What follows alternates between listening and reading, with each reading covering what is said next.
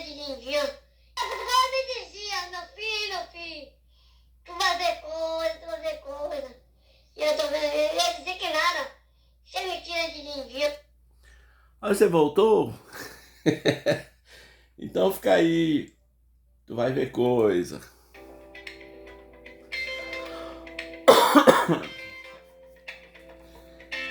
Este aqui é o canal Rabi Lopes, canal de variedades com cosmovisão cristã. Podemos falar sobre qualquer coisa, mas a cosmovisão é cristã.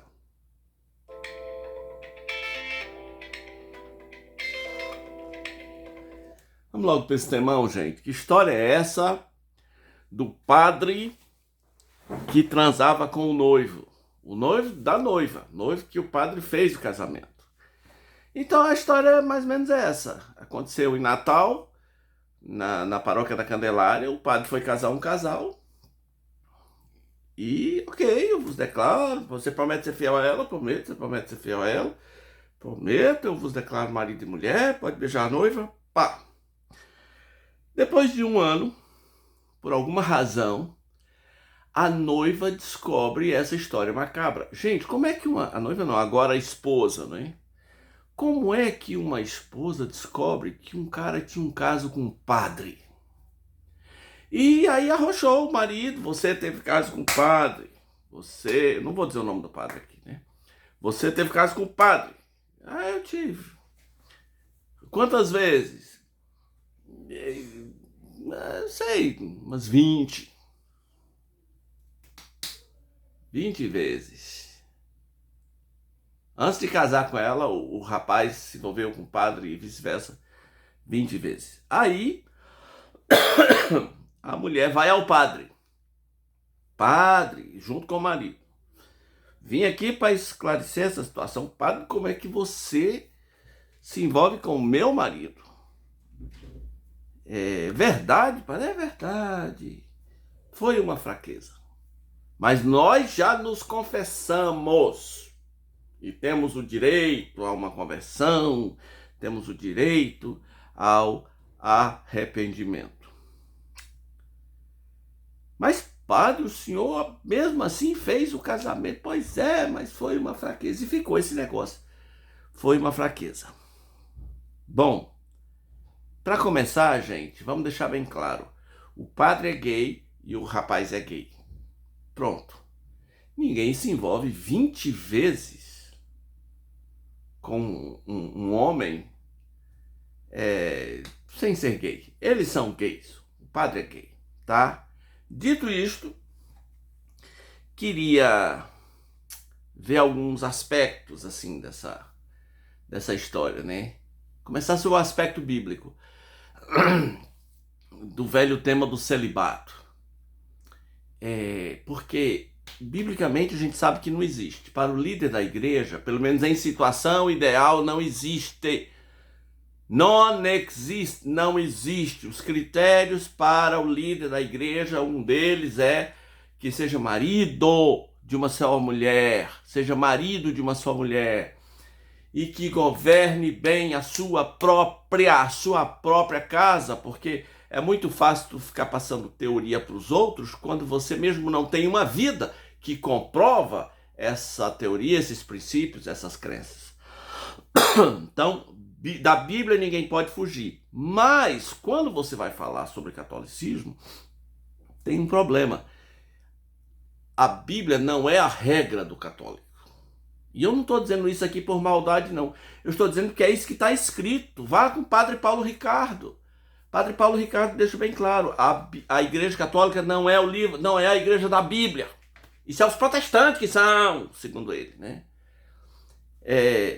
A Igreja Católica é a igreja da tradição, do magistério, do colegiado. A tradição, ela está no mínimo em pé de igualdade com a Bíblia, ou quando ela é atualizada, ela é superior.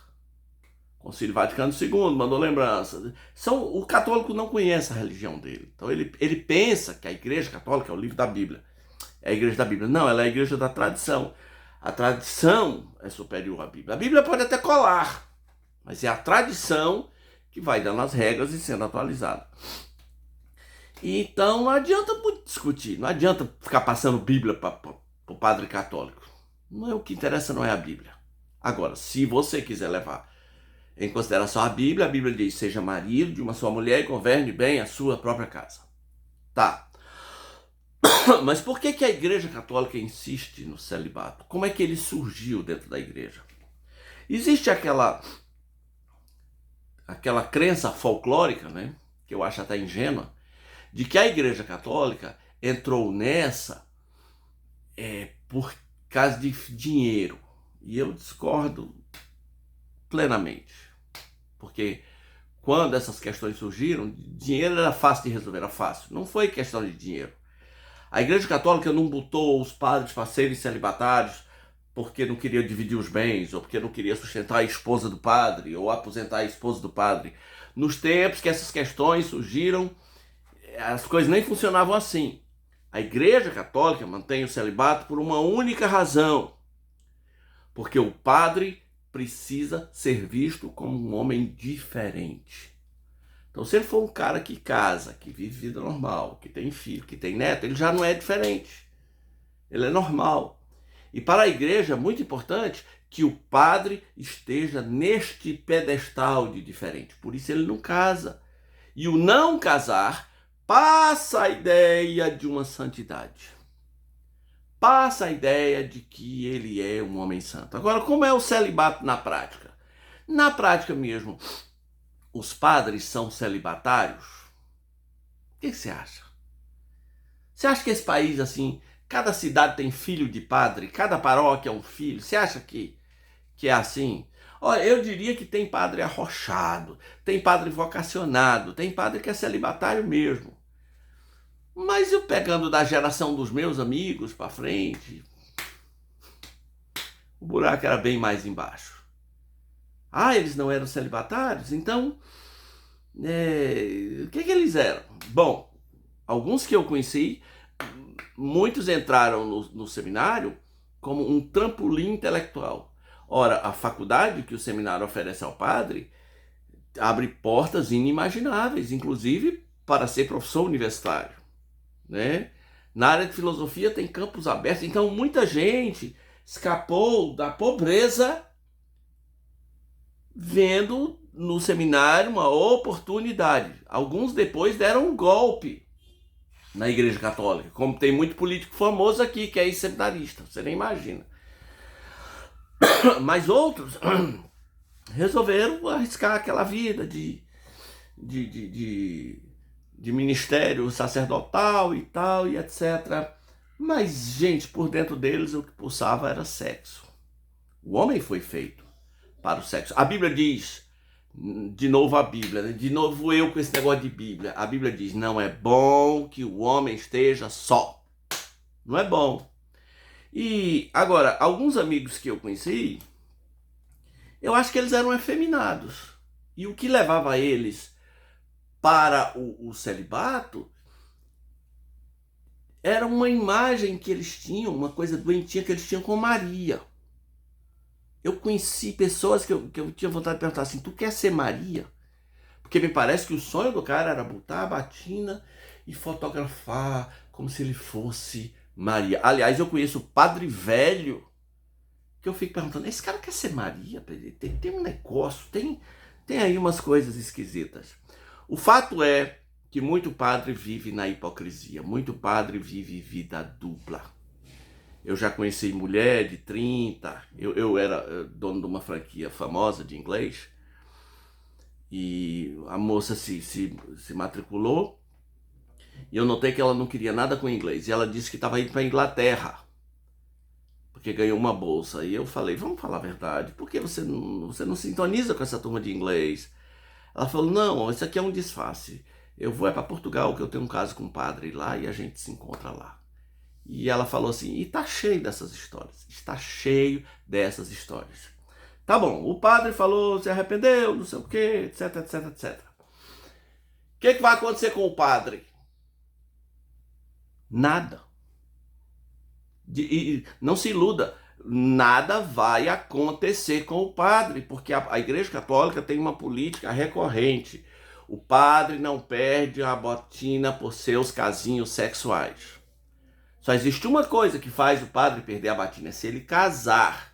Casar, que é mandamento de Deus, não pode, que perde a batina. Agora, fornicar, seja com homem, seja com mulher, seja com animal, seja com menor, ele é só transferido, a poeira baixa, ele assume outra diocese, e é assim que funciona. Nunca mudou, nada vai mudar. Se ele for perseguido pela justiça, joga ele lá no Vaticano, ele fica protegido por um tempo, depois ele volta à vida normal. É assim que funciona e pronto, absolutamente nada vai mudar. Mas eu tenho uma palavra para os padres, porque como é que o padre resolve suas crises de consciência? A igreja o ensinou que a confissão vai resolver. No certo sentido, vai se ele abandonasse, mas para alguns padres é recorrente. Padre com vida dupla. Mas a igreja o ensinou também que ele pode se auto-absolver. No caso do padre, lá de Natal, ele já absolveu o rapaz, e ele absolve a si mesmo, e vida que segue. Agora, seja você padre, pastor, seja lá quem você for, se você vive um estilo de vida assim, arrependa-se. A Bíblia diz, aquele que se arrepende, aquele que confessa suas faltas e deixa, alcançará misericórdia. Mas o que as encobre vai ser quebrantado, sem que haja cura. Se você encobre. Então, nós estamos vivendo um tempo de arrependimento. Alguns padres tinham que admitir, eu não sou desse lugar, eu não tenho a menor vocação para isso. E toda a situação empurra o padre para pecar. Olha, não é bom que o homem esteja só. O padre é um ser solitário. Ele não tem uma família para quem voltar, ele não tem filhos com quem brincar, ele não tem uma esposa com quem conversar. E ali no confessionário, nos momentos de solidão, sabendo de detalhes íntimos da vida das pessoas, o padre vive tensões, segundo alguns padres, inimagináveis. E essa prática de padre com vida dupla é mais comum do que você imagina, a ponto de que eu já flagrei um padre com duas. Posso contar essa história? Não posso. Posso dizer quem é? Não. Envolve gente influente? Envolve. E sabe quem estava comigo? Minha esposa estava comigo.